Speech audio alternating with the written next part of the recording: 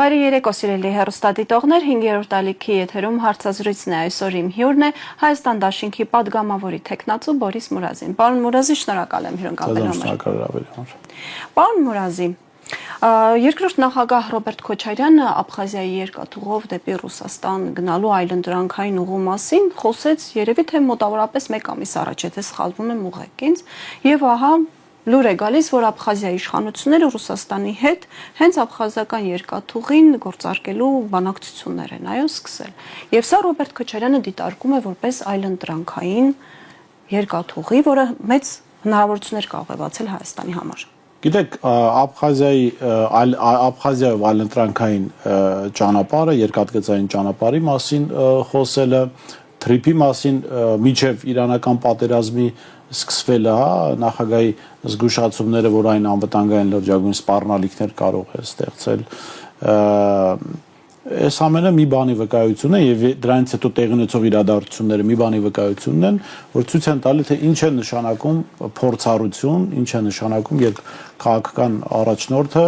ունի միջազգային կապեր, լայն տեղեկատվության հնարավորություն, փակ ընդ որում տեղեկատվության հնարավորություն եւ այդ տեղեկատվության հիման վրա կարող է անել առաջարկներ, վերլուծություններ, որոնք հետագայում տեսնում ենք ինչպես են զարգանում։ Այո, երբ որ նախագահ Քոչարյանը խոսեց այդ առաջարկը արեց, որ ինչու Հայաստանը չի քննարկում Աբխազիայով երկաթգծային այդ այլընտրանքային ճանապարհը, շատերի համար սա այսպես գուցե զարմանալի առաջարկ էր, որտեղ պիտի մտածեին, որ դե աբխազական երկաթգծի ճանապարհը փակ է, բայց հետո մի քանի շաբաթ հետո տեսնում ենք, որ քննարկումներ են ընթանում, իսկ այդ քննարկումները նշանակում են գործընթաց կա եւ Հայաստանը կարող է այստեղ եւս դերակատարում ունենալ։ Այո, կա վրաց-աբխազական կոնֆլիկտը եւ դրանից բխած ռուս-վրացական խնդիրները, բայց ես կարծում եմ դրանք էլ լուծելի են, ի վերջո տարածաշրջանում իրավիճակ է փոխվում, կարծում նախագահը իր այս առաջարկը անելիս հաշվի առել նաև հնարավոր փոփոխությունները տարածաշրջանային, Վրաստանի ներսում եւ Վրաստանի շուրջ հնարավոր փոփոխությունները, Ռուսաստանի հետ հնարավոր համաձայնությունները եւ դա լրջագույն հնարավորություն կստեղծի Հայաստանի համար։ Այնպես որ կարծում երբ նախագահը անում է այս առաջարկը, ունի հստակ հիմնավորված պատճառ նման առաջարկ անելու եւ Հայաստանը իրականում պիտի քննարկի։ Սա նաեւ ցույց է տալիս այն, որ Հայաստանը անելանելի վիճակում չէ։ Ինչպես մեզ փորձում են համոզել, այո, ինչպես մեզ փորձում են համոզել, որ եթե օրինակ այս Լարսը չլինի, մենք Ադրբեջանը կլինի մեզ փոխարինող, ոչ մեզ համար փոխարինող ճանապարհ, կան ճանապարհներ, կան հնարավորություններ եւ այդ հնարավորությունների մասին էր խոսում նախագահ Քոչարյանը։ Այո, ցանկացած ճանապարհ, որը անցնում է այլ պետությամբ, ցանկացած ենթակառուցված, որը անցնում է այլ պետության տարածքով, դու այդ պետությունից որոշակի կախվածություն ես ունենում։ Այդ պետությունն էլ քեզանից է իհարկե կախվածության մեջ ընկնում, եթե ասենք քո բեռների տեղափոխումը իր համար լուրջ եկամուտներ են ապահովում, բայց եթե ճանապարհը քեզ համար կարևորություն ունի, դու ավելի շատ կախվածության մեջ ես ընկնում։ Եվ այստեղ է որ պիտի քննարկել, օրինակ Հայաստանի համար ավելի լավ է բարեկամ Քրիստոնյա Վրաստանից ունենալ կախվածություն, Աբխազիայից ունենալ կախվածություն, թե Ադրբեջանից։ Սա այնպես որ սա էլ քննարկելու թեմա եւ կարծում եմ երբ փոխվի իշխանությունը այս հարցերը քննարկվելու են, այս հարցերը իրենց լուծումները գտնելու են։ Հայաստանը ունի այլընտրանք, Հայաստանը ունի հնարավորություններ այս վիճակից դուրս գալու եւ պարտադիր չէ, որ ինչպես այս իշխանություններն են մեզ համոզում, որ պիտի մուրացկանի պես Ադրբեջանի ձեռքին նայենք, մենք այդ դրա կարիքը չունենք։ Այո, Ադրբեջանի հետ էլ պիտի հարաբերությունները կարգավորվեն, բայց հիմքում մեր կողմից, Հայաստանի կողմից այդ բանակցություններին մասնակցելը պետք է լինի հայկական շահը, միայն հայկական շահը։ Իսկ մենք այդ հնարավորությունը ունենք հենց այդ կարգավիճակից բանակցելու, որովհետև իշխանություններն ասում են, որ Ադրբեջանը Հայաստանի միակ երաշխավորն է եւ Հայաստանն էլ Ադրբեջանի անվտանգության միակ երաշխավորն է։ Երբ որ իշխանությունները, այս իշխանություն կոչվածները դա ասում են, իրենք լավ կանեն, առաջիկա ընտրություններին չմասնակցեն Հայաստանի ընտրությունին, գնան Ադրբեջանում ընտրությունների մասնակցեն։ Հատկապես որ այնտեղ շատ մեծ ժողովրդավարություն ադրբեջանական շահերի դիրքերից են խոսում, ինչ գործ ունեն Հայաստանի ընտրությունների հետ, ինչ գործ ունեն Հայաստանի անունից խոսել, հա, այնպես որ լավ կանեն գնան Ադրբեջանի ընտրությունների մասնակցեն, սա կարող են նաև Յենի Ադրբեջանի կազմում մասնակցել այդ ընտրություններին, կարծում այնտեղ դեմ չեն լինի։ Սրանում է տարբերություն։ Ինչու է Ռոբերտ Քոչարյանի խոսակցությունը այսպես ծայրահեղ տարբերվում իշխանության խոսակցությունից, որովհետև Ռոբերտ Քոչարյանի ելակետը հայկական շահն է, սրանց ելակետը ադրբեջանական թուրքական շահն է։ Դե խաղաղության օրակարգով են փաթեթավորում դա, պարոն Մորազի։ Ասում են, տեսեք, մենք խաղաղություն ենք բերում, իսկ ձեզ ընդդիմադիրներդ ասում են, դուք էլ պատերազմի կուսակցություն։ Ինձ ինչն է զարմացնում, երբ որ այս իշխանությունը, ասենք, խոսում է խաղաղությունից մեկ, եւ այս իշխանությունը քննադատում է նախորդ իշխանությունների սխալները։ Այո, իհարկե եղել են սխալներ, որոնք պիտի քննարկվեն, գուցե նաև քննադատվեն ու պիտի քննադատվեն, կարծում եմ դասեր էլ խաղվել են այդ սխալներից եւ մենք նաև այսօր կարծում եմ դասավորվածությամբ էլ տենում են քաղաքական, որ այդ սխալներից դասեր խաղվել են, բայց երբ այս իշխանությունը խոսում է Ռոբերտ Քոչարյանի իշխանության սխալներից, դա գիտեք ինչի է նման, որ ասենք սերիական մարդասպան մանկապիղծ Չիկատիլոն,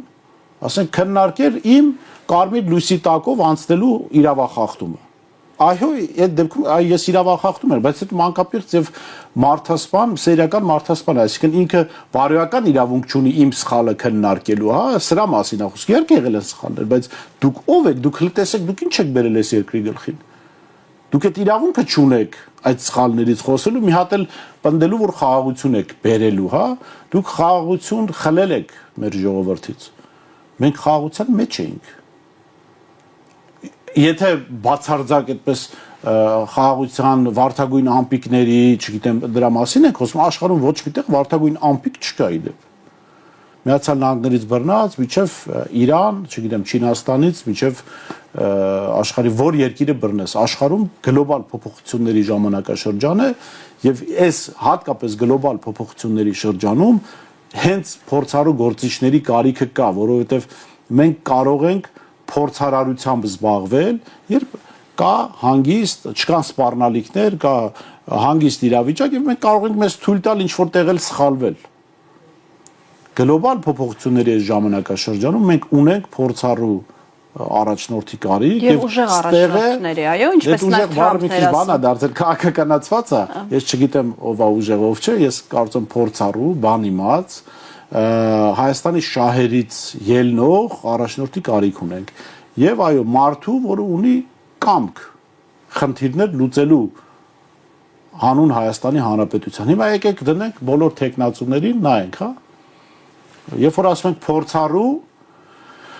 մասնակից ուժերից երկուսի փորձի մասին կարող ենք խոսել, Ռոբերտ Քոչարյանի փորձի մասին, դրական, եւ Նիկոլ Փաշինյանի աղետաբեր փորձի մասին։ Մնացած ովքեր հայտարարել են, որ ուզում են ընտրություններին մասնակցել, պետական կառավարման փորձ չունեն։ Այսինքն եւ այստեղ երկընտրանք կա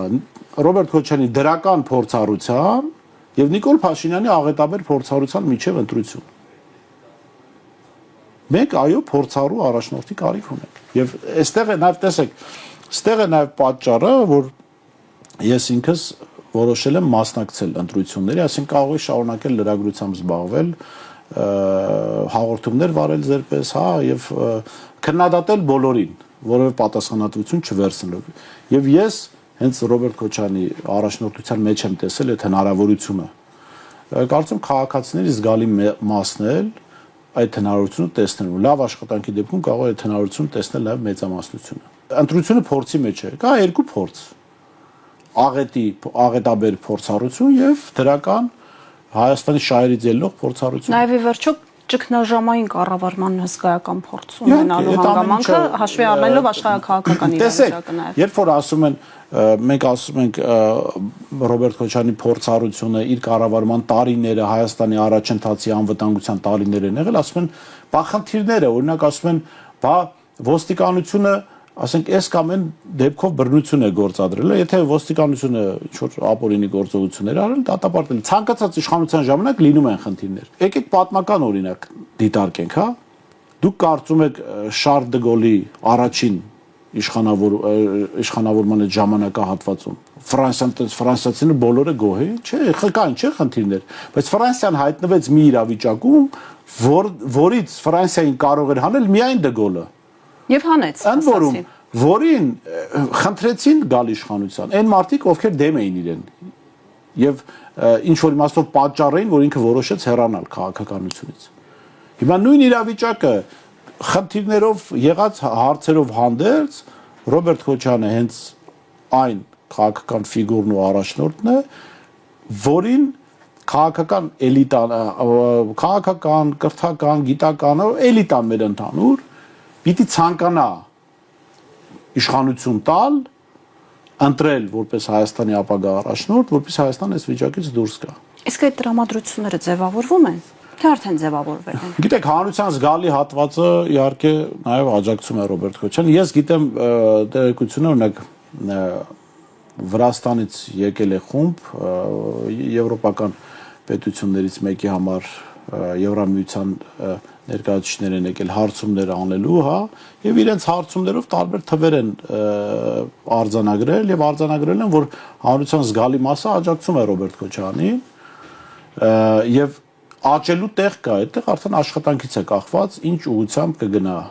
աճի տեմպը որքան կլինի, հա, հանրային աջակցությամբ։ Ես կարծում եմ աշխատելու տեղ կա ու պիտի աշխատվի այդ ուղղությամբ։ Ուզում եմ անդրադառնալ նաև ոդքասթի ժամանակ Ռոբերտ Քոչարյանի Պուտին-Փաշինյան հանդիպման մանրամասներին, այսպեսի մի հետաքրքիր միտք ասաց երկրորդ նախագահը, որ Պուտինը ասում էր հնարավորություն տվեք հայ ժողովրդին, որ ինքը ընտրություն կատարի եւ ընտրի այն իշխանությանը, որին ուզում է տեսնել երկրի ղեկին։ Այո, Վլադիմիր Պուտինը Ռուսաստանի Դաշնությունը տեսնում է,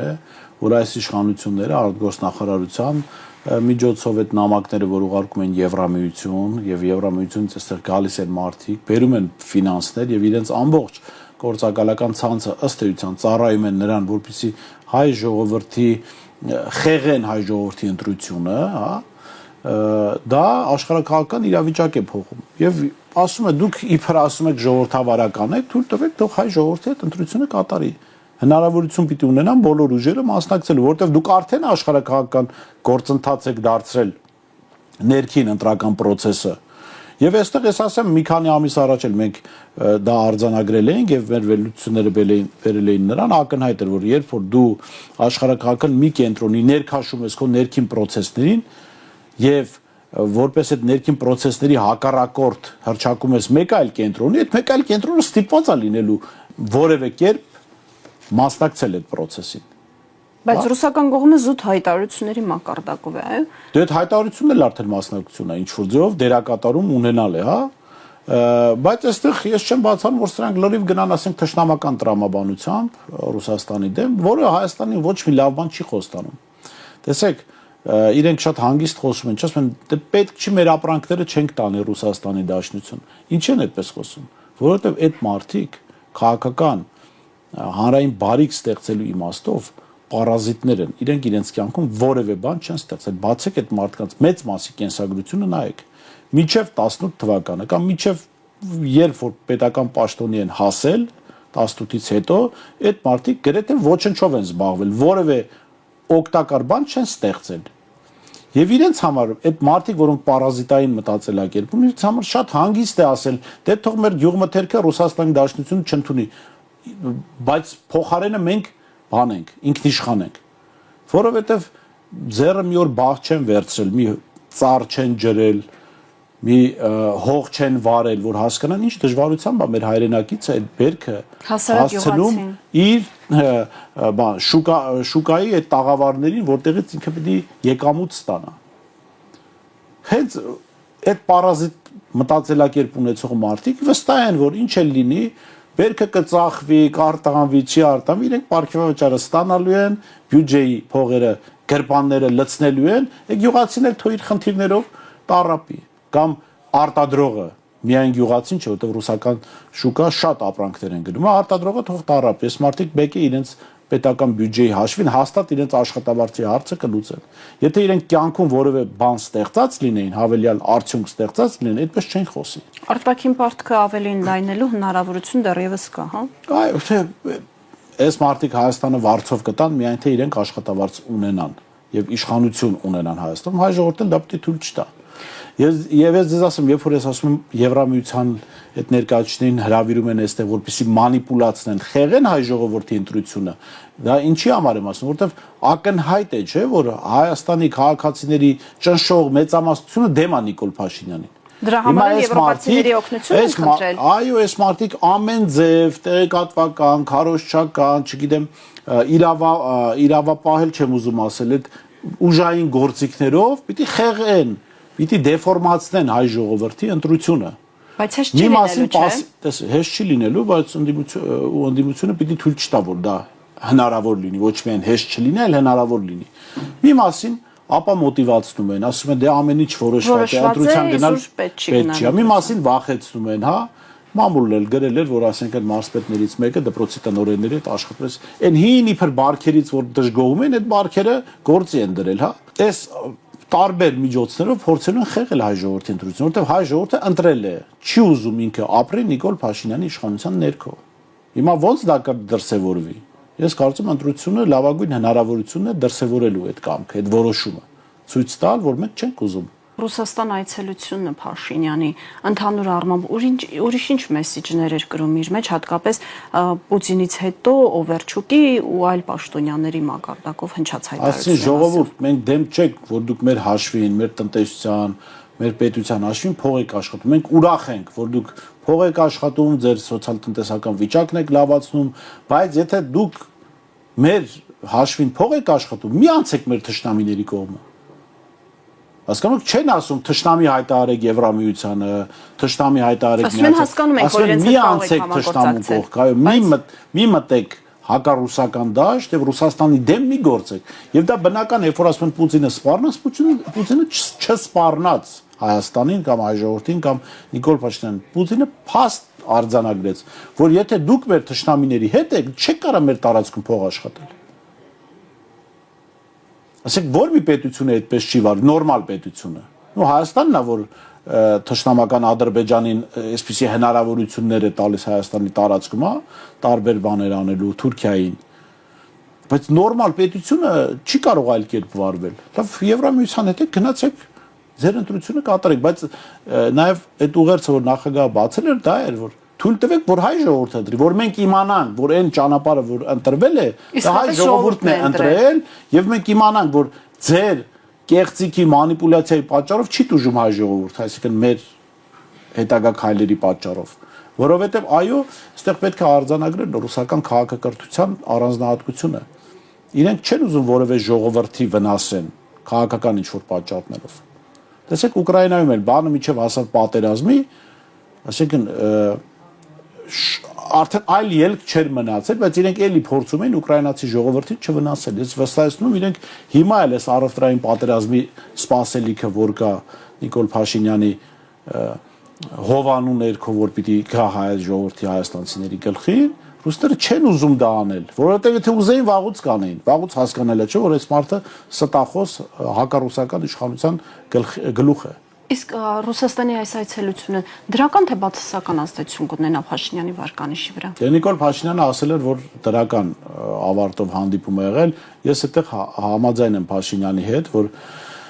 դրական ավարտ է ունեցել իր համար այս հանդիպումը, որովհետև եթե հիշում եք, Պուտինը ասեց, որ վերջում գնալու են հաց ուտելու։ Դա արդեն միանգամից, դա արդեն մի հատ մեծ պլյուս Նիկոլ Փաշինյանի համար, է մնացածը հեչ, թե Հայաստանին ինչ է սպառնում, ինչ խնդիրներ կունեն, բայց դե մարդուն տարել, հաց են կերծել, հետո մամուլն էլ գրեց, վերջում մի շիշ օղի են նվիրել իր բանով, ոնց են ասում, ռուսերեն զակուսկի են ասում, կներեք այդ օտարաբանության համար, հայերեն տարբերակը մտքից չեկավ, ասենք Փաշինյանը համար լրիվ լավ անցել, կերծրել են, խմիչքը տվել են, հետնել մի բան էլ դրել են, որ բերի Հայաստան։ Բայց Հայաստանի տեսանկյունից դա ոչ մի դրական արդյունք չի ունեցել։ Նիկոլ Փաշինյանի տեսանկյունից, եթե քաղաքական ընտրությունների պահով եք ասում, ինքը դա կարող է այդ հայտարարությունները օգտագործել Եվրամիությունից ավելի շատ աջակցություն ստանալու, որպեսզի խեղվի հայ ժողովրդի կամքը։ Մայիսին Եվրամիության տարբեր պետությունների ղեկավարներ այցելելու են Հայաստան։ Ընտրություններից ուղիղ կարելի ասել 1 ամիս առաջ։ Սա ինչ ազդեցություն կարող է ունենալ։ Իրեն գալիս են հովանավոր կանգնելու Նիկոլ Փաշինյանի ապօրինություններին։ որովհետև Նիկոլ Փաշինյանը արդեն բազմաթիվ ապօրինություններ գործել է, թվում նաև ընտրությունների մասով, հա, այս վերջին ընտրական օրենսգրքի փոփոխություններ ձեզ ամենավառ ապացույց։ Գալիս են այդ ապօրինություններին հովանավոր կանգնելու։ Այստեղ բանի քաղաքացիական պայմանագրի քաղաքական գովազդը կարող ասել այս ընտրությունների խեղման հովանավորը Եվրամիությունն է, այդպիսի բան լոզունգներ կարող են օգտագործել, որովհետև այո, Եվրամիությունը փորձում է հովանավորել այն գործընթացը, որը ուղղված է հայ ժողովրդի դեմ։ Ու սա ես ասում եմ ամենևին չակնկալելով, որ մենք երբ որ իշխանություն փոխվի Եվրամիությանը պիտի հրճակենք թշնամի։ Չէ, այս մարդիկ են Եվրամիությանը ներքաշել նաև այս խաղի մեջ։ Ու ամեն ինչ հակադրում իրար։ Այս մարդիկ են ասել դուք մեզ օգնեք, մենք իշխանությունը պահպանենք, մենք ձեր ցանկացած առաջարկ, որը նաև հայ ժողովրդի շահերին դեմ կլինի, պատրաստ ենք ընդունել։ Դե ցանկացած աշխարհակական կենտրոն կուզենա այդցելու հնազանդ պետություն ունենալ ամեն պետության ղեկավար ունենալ ամենտեղ։ Բայց երբ իշխանությունը փոխվեց, այո, Եվրամիությունը ասվել է, որ իհարկե Եվրամիության անդամ երկրները մեզ թշնամի չեն, նաև բարեկամ երկրներ են, այնտեղ հայկական համայնքներ կան, որոնք անվտանգ ապրում են։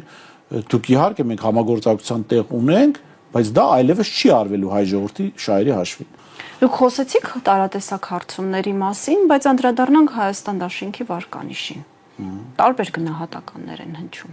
Ինչ գնահատականներ։ Հիմնականում ես կեղծիք եմ հանդիպում։ Այ հենց դրա մասին էլ խոսենք։ Դրանք գնահատականներ չեն, դրանք քարոզչական հնարքներ են, որոնք փորձում են ի նպաստ այսօրվա իշխանության թույլատրել Ռոբերտ Քոչարյանի առաջնորդած դաշինքի հնարավորությունները։ Եթե հիշում եք, մինչև մենք զրույց ունեցել ենք եւ խոսում ենք, որ Հայաստանի ներքաղաքական դաշտում իրականության մեջ ձևավորվել է մատրիցա, որից դուրս Ռոբերտ Քոչարյանն է։ Եվ այդ մատրիցան հայ ժողովրդին անդադս մոլորեցնում, տանում է տարբեր ուղղություններով, որտեղ մենք մենակ կորուստներ ենք ունենում։ Այդ մատրիցայից դուրս գալու հնարավորությունը Ռոբերտ Քոչարյանն է։ Հիմա դրա համար այդ մատրիցայի տարբեր դերակատարներ, որոնք մի մասը իբր ընդդիմություն են, մի մասը իբր իշխանություն են, հա, նույն գործն են անում։ Ժողովրդին համոզել, որ Ռոբերտ Քոչարյանի դաշինքը անցողիկ չի եւ իբր ձայներ են փոշի ասում։ Գիտեք, այնքան ծիծաղելի է սա։ Այնքան ծիծաղել է ու այսօր միջև եթեր գալը, մոտ հետաքրիր դեպք եղավ, որը ցույց է տալիս այդ մարդկանց դատարկությունը։ Ուրեմն անուն տանք, հա, քաղաքական առաջնորդ է ներկայանում Արման Թաթոյանը։ Ինչ էր ասում 2 ամիս առաջ, հիշում եք։ Ռոբերտ Քոչարյանին ուղիղ կոչ էր անում դուրս գալ քաղաքական գործընթացից, որի ինչ լինի, որ ինքը հաղթի Նիկոլ Փաշինյանին, չէ՞։ Այս մարդը ամիս ու կես առաջ համագործակցության հուշագիր է ստորագրել Հայաքվեի հետ եւ հայտարարել են, որ իրենք միասնական ճակատով են գնում ընտրության։ Այսօր հայտարարեց, որ այդ համագործակցությունը դադարեցված է։ Ասեք մարդը, որը չգիտեր ամիս ու կես առաջ չգիտեր իր հետ ամիս ու կես հետո ինչա լինելու, որտեղ սցենարիստները երևի չէին ասել։ Իրեն իրավունք է վերապահում քաղաքական դաշտի, ընդդիմադիր դաշտի առանցքային դերակատարներից մեկին ասել դու մի մասնակցի ընտրություններին։ Այս է լրջությունը, հասկանում եք։ Ես վստահ եմ, այն մարդիկ, որոնք այսօր խոսում են Հայաստան դաշինքի վարկանիշից, այդ մարդիկ, եթե առաջադրեն իրենց տեխնատությունը, իրենց 6 հոգանոց ընտանիքում իրենք 25% են հավաքելու։ Դե եթե այդքան վստահ եք, այդքան բան ունեք, հանրային վստահություն ունեք, բա մտեք ընտրությունների, կամ լավ ուրիշ ձև քաղաքական այլ ճանապարհով process սկսեք։ Դե որտեվ իրենք գիտեն, իրենց ընտանիքում փոքրամասնության աջակցությունը ունեն։ Ընդ որում ձեզ ասեմ, այդ իրենց աջակցողը իրենց կանայք չեն, որտեվ կանայք իրենց լավ գիտեն, երեխեքն են երևի մոլորված, պատրաստ են իրենց ընտրել։ Հիմա այս մարդիկ Ռոբերտ Քոչարյանին ասում են անցողիկ շեմը չի հաղթահարելու։ Ծիծաղելի է ուղղակի, փորձեմ էլ չանդրադառնալ այդ մարդկանց, որովհետև մի բան ակնհայտ է, այդ մարդիկ ինչ-որ Facebook-ներում բան ցած աղմկում են, բայց իրենք հանրային 0 հեղինակություն ունեն։ Հասկանում եք, իրենք ազդեցություն չունեն հանրային դաշտի վրա, ուղղակի բան են անում, օդ են պղտորում իրենց ներկայությամբ, այդ տեքստային քաղաքական, իբր քաղաքական, կեղծ քաղաքական խոսքի ներկայությամբ, բայց դա ոչ իմանես մի արձագանք եղավ, կարծում եմ այսպես շարունակեն, իրենց երեխաներն էլ իրենց չեն ընտրի, եթե իրենք առաջադրվեն, որտեվ դե ասենք այդ մարդկանց երեխաները, որ տեսնում են դրանք ինչ հիմարություններ են գրում, պարզ է, չէ, մտածում են, ասում են, լավ, մենք մտածում ենք պապանա, մամանա, մտածում ենք լուրջ մարդիկ են, էս ինչ հիմարություններ են գրում իրենց էջերում իբր որպես լուրջ վերլուծություն։ Իսկ ընդհանուր առմամբ ընդդիմադիր դաշտում ձևավորված մթնոլորտը, խոշոր դաշինքային ֆորմատները դեպի ուր են տանում, այսպես Տեսեք, ընտրական process-ում միշտ էլ լարվածություններ լինում են, այդ թվում նաև ընդդիմադիր ուժերի միջև։ Կարևորը այն է, որ այդ լարվածությունը անհաղթահարելի խնդիրներ չստեղծի։ Հիմա լավ, մենք տարբեր այլ ակտորների կողմից չէ, լսում ենք ինչ-որ սխալ մեկնաբանություններ այս կամ այն հարցի շուրջ, բայց դրանց չենք անդրադառնում, որովհետև իմաստ չկա լարվածությունը մեծացնելու ուժերի հետ, որոնց հետ հետո գուցե կարիք է լինելու համագործակցելու, որովհետև այս պահի տվյալներով լինելու է ընդդիմադիր ուժերի համագործակցություն, որի արդյունքում հեռացվելու է Նիկոլ Փաշինյանը։ Եվ այդ համագործակցության առանցքային դերակատարներից մեկը լինելու Հայաստան դաշինքը։ Եվ այս իմաստով Հայաստան դաշինքը, ասեմ, քաղաքական դաշտի ամենաբաց խաղացող ուժն է, որովհետև տեսեք, Հայաստան դաշինքը հայտարարել է, որ պատրաստ է աջակցել Նիկոլ Փաշինյանի հեռացման գործընթացին, որևէ նախապայման բան չի դրել։ Մնացած ուժերը ձև են տալի, ինչ որ տարբեր հայտարարություններ են անում, որը անիմաստ է դրանց անդրադառնալ, որպեսզի հավելյալ լարվածություն չմեծանա իրական ընդդիմադիր մասնակից ուժերի միջև, որովհետև եթե այդ լարվածությունը պիտի մեծանա, ընդ որում այդ որոշ իբր ընդդիմադիրներ հենց փորձում են այդ լարվածությունը մեծացնել, որպեսզի անհաղթահարելի դառնա, որպեսզի իրենց Նիկոլը կարողանա իշխանություն պահպանել։ Մենք պետք է այդ հնարավորությունը իրենց չտանք։ Ընդդիմադիր ուժերը իհարկե ինչ որ լարվածություններ կլինեն նախընտրական շրջանը, բայց դրանք հաղթահարելի ինչ որ խոսակցություններ են, անհաղթահարելի չեն այս բան եւ ես կարծում եմ չեն էլ լինի անհաղթահարելի, որովհետեւ գիտեք, որպեսզի լարվածությունը դառնա անհաղթահարելի, պիտի երկու կողմն էլ չպատկերացնեն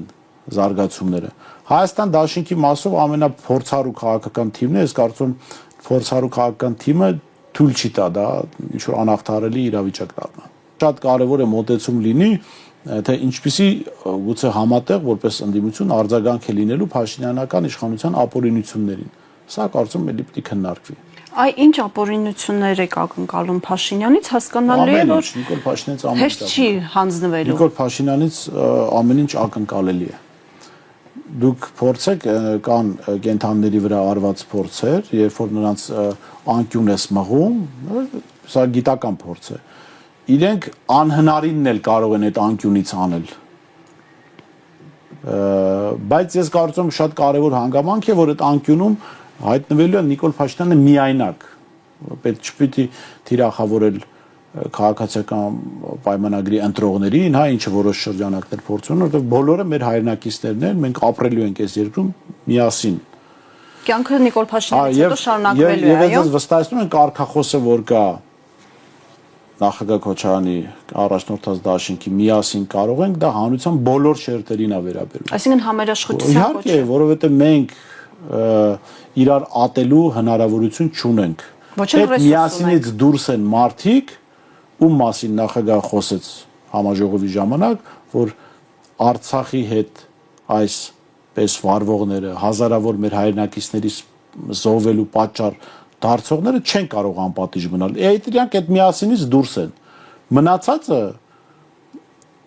կընտրեն, չեն ընտրի, ում կընտրեն, այդ միասինի մեջ է, որտեղ մենք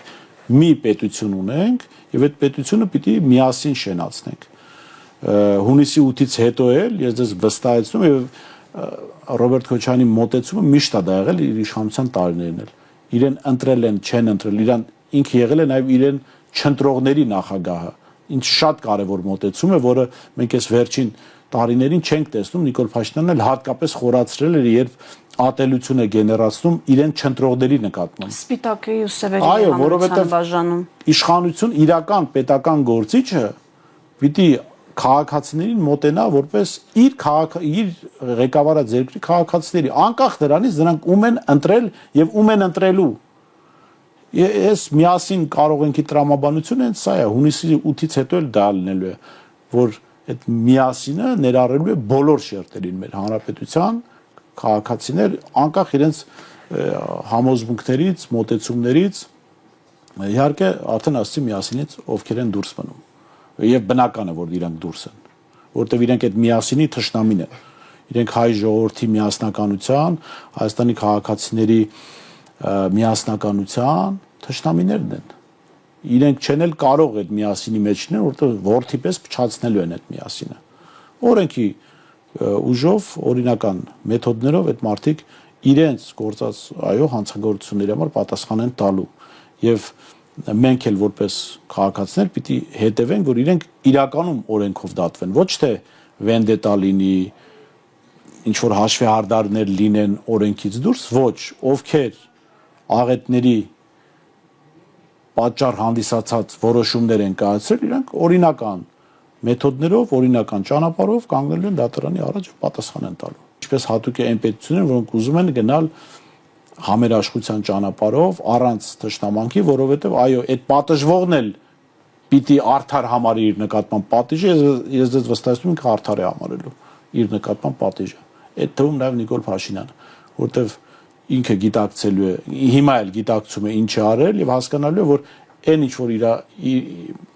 ինչ որ լինելու է իր հետ օրենքի թելադրմամբ, դա արդար է։ Հետևաբար պետք է սպասել ցանկացած անսպասելի կամ անտրամաբանական բարարարության Փաշինյանի կողմից։ Փաշինյանը գիտեք ինչ էր անելու։ Մինչև հունիսի 8-ը Նիկոլ Փաշինյանը էլ պերաշկի այդ ուտելը սկսած, մինչև տարբեր խոսքը մենք տարբեր դերերում իրեն կտեսնենք, մինչև հունիսի 8-ը, բայց հունիսի 8-ից հետո մի դեր կա իր համար, մենք այդ դերում իրեն կտեսնենք։ Եվ այդ դերը շատ հետաքրքիր դեր է լինելու։ Օրենքի տարին համապատասխան։ Մանրամասները հունիսի 8-ից հետո։ Մանրամասները հաջորդ 10-ին, ինչպես կասեր հայտնի մտածողը։ Պարոն Մուրազի, շնորհակալ եմ հետաքրքիր զրույցի համար։ Ձեզ եմ շնորհակալ հրավերի համար։